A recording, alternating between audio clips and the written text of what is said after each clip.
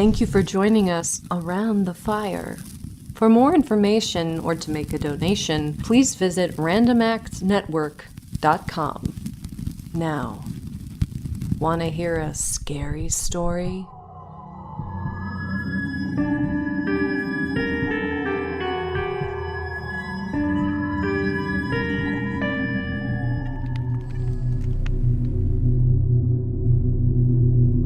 It was 2018 and I was still in middle school at the time. My friend group and I were really excited for Halloween, mostly because we knew this would probably be our last year trick-or-treating, since we were getting too old for it.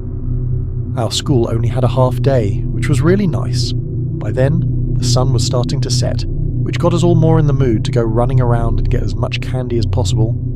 There were 3 of us, all just wearing black clothes with random masks we'd found a couple of days before. It was pretty low effort, but still enough to pass as trick-or-treaters. We started by meeting at my house, then moved our way through the neighbourhood.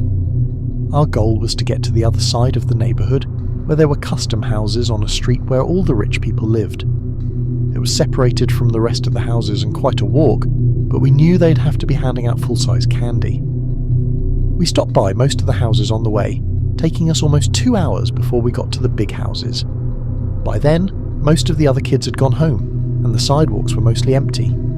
It was late since we had started a bit behind, but it wasn't so late that people would be going to bed. As we walked up to each big house though, we realised a mistake in our plan. All the houses were really far apart. It took probably 5 minutes of walking to each door, so we had to jog to every house, just so we could get through them all in time. By the time we finished, the last few houses had all their lights off, and no more people were answering their doors. It was just past 9 PM, so it was really dark out and getting late. We all agreed it was time to go and head back to my house to watch some movies and eat some candy. But just as we began walking down the street, we saw a man walking toward us. It was way too dark to see what he looked like, but it was definitely an adult wearing a hood that covered his face, and he was alone. It was just us and him on the road. We all felt a little weird that someone would be walking around like that on a night when kids were running around.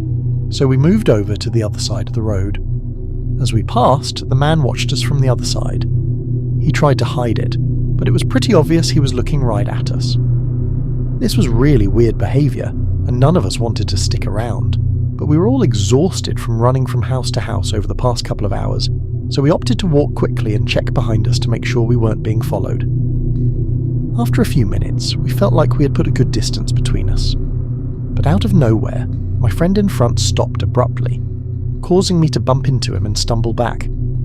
I jokingly called him a few choice words, but when I looked up I immediately went quiet. There was a hooded man standing at the side of one of the houses ahead, hiding between the trees in the woods just outside the reach of the streetlights. All we could see was his figure, but from the looks of it, it had to be the same man we had just seen. He was standing there as if he was waiting for us to get closer. We whispered to each other as we stood in the road, but there wasn't much to decide on. There was only one way out, and that was the way we were heading. So we kept walking, keeping our eyes on the man as we got closer and closer. Just as we were about to pass him, he quickly started walking out of the woods toward us. All of us started running, making a break for the trees on the other side of the road. We stayed together, running into the woods in the direction we hoped would lead to the other neighbourhood. But the further we got, the darker and more difficult it became to navigate, especially while running at full speed. After a minute or so, we realised the man had either lost us or stopped following us. We took a moment to collect ourselves, leaning up against a tree. Only a minute passed before we heard footsteps in the leaves somewhere out in the woods nearby. We silenced our breathing as best we could and listened as they slowly moved through the dark, eventually fading out. We waited a bit to make sure it was safe, then hurried out of the woods and made it back to my house. None of us had the nerve to call the cops, but we didn't see any other kids outside on our way back. Hopefully, they'd already gotten home. We don't know what that man was trying to do, but chasing us into the woods and continuing to try to find us only makes it more terrifying. We stopped going out for Halloween after that, but I still get chills thinking about that night.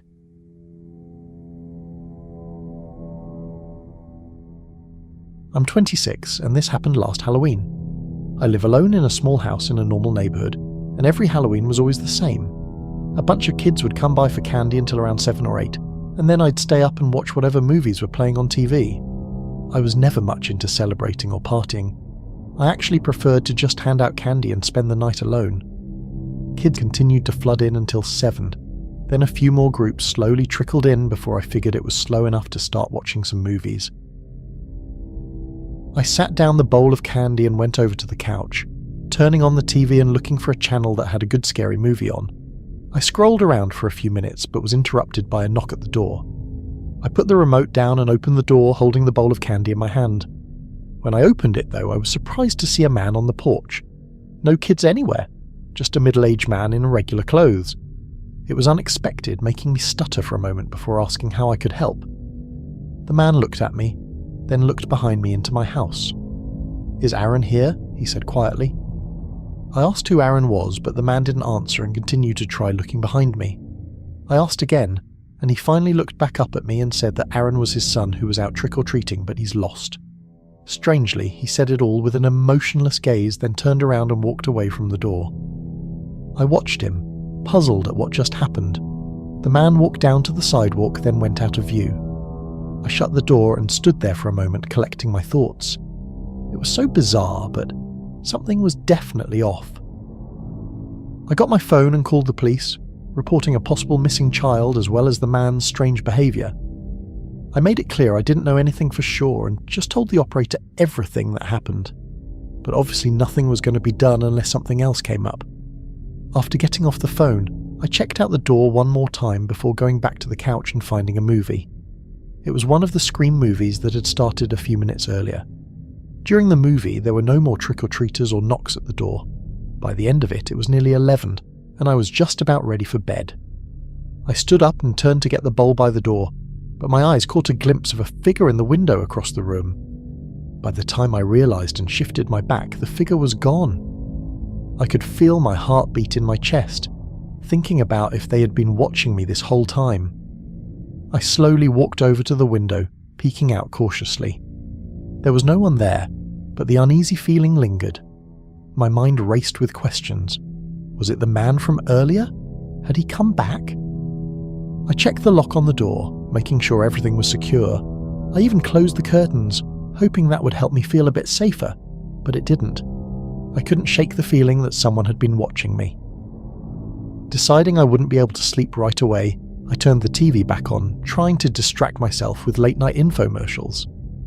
Every sound, every creak of the house made me jump. Finally, after what felt like hours, I began to relax. It was just a weird coincidence, I told myself. People get lost or confused all the time, right? Just as I was about to turn the TV off and head to bed, there was a knock at the door. My heart sank. It was nearly midnight. No one should be knocking on my door at this hour. I froze, unsure of what to do. The knock came again, louder this time, more insistent. My body moved on autopilot as I grabbed my phone and quietly approached the door. "Who's there?" I called out, trying to keep my voice steady. No answer. I hesitated, my hand hovering over the doorknob. My mind was screaming at me not to open it, but curiosity got the better of me. I opened the door just a crack, enough to see outside. The porch was empty. A chill ran down my spine. I slammed the door shut, my fingers trembling. Someone had been there. I knew it. But where had they gone? I stood there for a long time, staring at the door, too scared to move. Eventually, I decided to call the police again, just to be safe. They sent a car to patrol the area, but nothing unusual was found. I stayed up the rest of the night, too terrified to sleep. I walked up to the window and peered outside, but didn't see anyone. Although I had only caught a glimpse of a figure, I was sure it was a person, which left me reasonably horrified. I backed away and went over to the front door, looking out the peephole. Nobody was out there. Getting even more nervous, I turned around and suddenly saw an object slam against the outside of the window, forming a huge crack in the glass. A figure stood behind it, looking over at me before running toward the backyard. I quickly dialed 911 again and stayed in the hallway, scanning all around at the windows.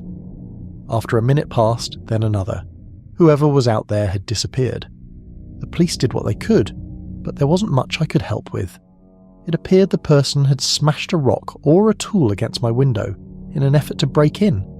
but their intentions remained unknown. I keep trying to find a connection between the incident with the man on my porch and the one by the window, but there's no real evidence showing it was the same person, other than the unusual way he was acting and looking into my house.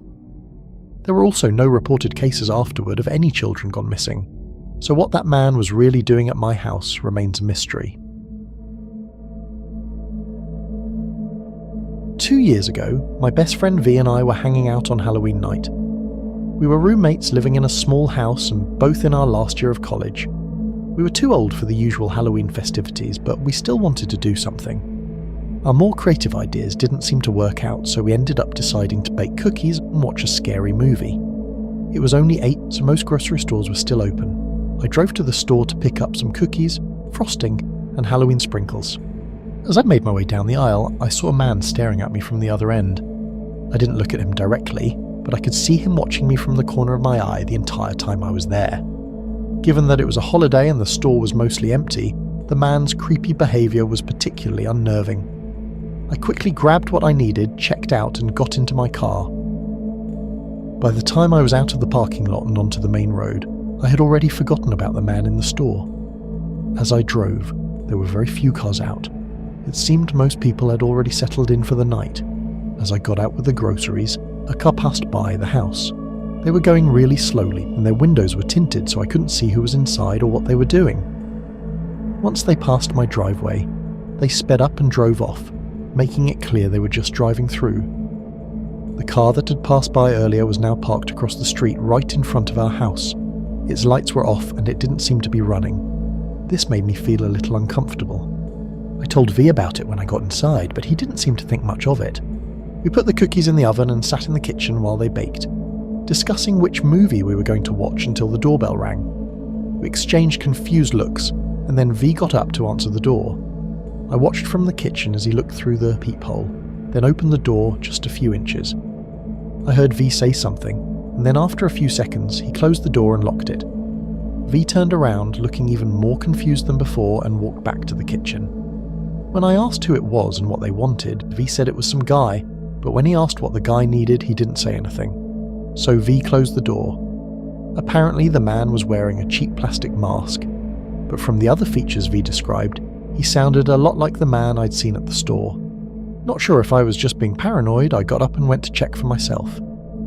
I walked quietly to the door and looked out the peephole. No one was there anymore, but as I stayed and looked, I saw the car parked across the street, the same one that had passed by earlier. It was now sitting right in front of our house. I told V what I'd seen, explaining everything and getting him to come look at the car. Then, a thud echoed through the house. We stopped and listened, hearing it again coming from the basement. I walked over and opened the basement door, looking down the staircase as the thuds grew louder. Then, they suddenly went quiet. There was a moment of silence before I heard faint footsteps shuffling through the basement. I shut the door softly without making any noise, and V was already calling the police. The basement door didn't have a lock, so I pressed my body against it and hoped for the best. The muffled footsteps moved across the basement and stopped at the bottom of the stairs. V grabbed my shoulder and told me to come with him as he ran to the front and out of the house. We quickly got in my car and drove a few streets down, then waited for the police to arrive. When they did, nobody was inside, but the basement door was wide open and there were shoe prints coming from the broken window well. The car was gone, so the man had obviously driven away. It seemed he left as soon as he noticed we weren't in the house anymore because he hadn't taken anything. Whoever that guy was had followed me from the store, stalked us, and then broken in. We don't know why he did any of it, but I just hope I never have to find out.